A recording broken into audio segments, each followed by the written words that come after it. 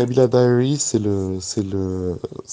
vraiment une satire, et j'insiste sur ce terme, sur une certaine bourgeoisie marocaine, sur les mécanismes de cette bourgeoisie. C'est aussi, moi, je m'étais rendu compte dans la fiction marocaine, enfin, j'ai vu pas mal de séries, j'ai vu pas mal de films, et j'étais toujours extrêmement déçu par la manière dont était dépeinte la, la- la- la bourgeoisie marocaine. Et moi, ce qui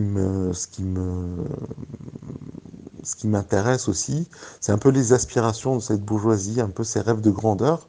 Ces gens ont envie de faire partie une espèce de cercle très restreint de Marocains, qui est extrêmement gardé, qui est extrêmement cloisonné, qui est extrêmement difficile d'accès, quels que soient vos moyens finalement et votre éducation. En fait, ce sérail que je décris tout le long de la série est extrêmement protégé.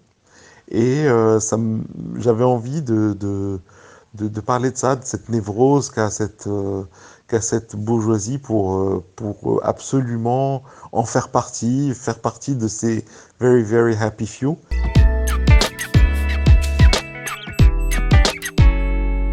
En réalité, il y a, ça fait longtemps vraiment très longtemps que ça me trotte dans la tête l'idée d'écrire un roman.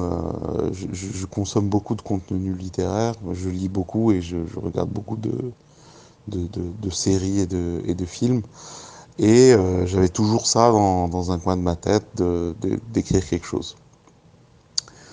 On était sur la plage avec mes enfants et ma sœur.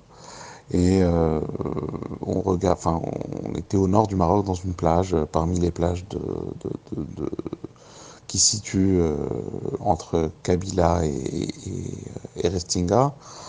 Et à un moment donné, je vois une famille bourgeoise qui s'avance et qui se place à côté de nous, un peu selon le descriptif du premier tweet.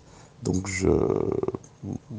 l'idée à ce moment-là vient en cet instant-là, et je me dis pourquoi pas écrire un thread avec peut-être une vingtaine ou une trentaine de tweets qui serait un peu satirique sur cette famille-là. Voilà.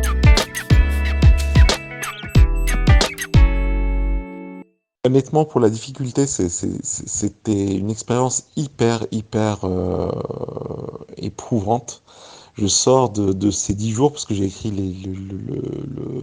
la satire en 10 jours. Je sors essoré, vraiment, je sors très fatigué. En fait, je sors d'une période de travail très stressante. Et finalement, l'écriture permet d'exorciser pas mal de névroses. Et moi, ça m'a permis peut-être d'exorciser une période de ma vie qui a été extrêmement stressante. Donc, je vis à l'étranger, un peu éloigné de mes enfants, et c'est pas évident. Donc, c'était une manière pour moi d'exorciser pas mal de choses.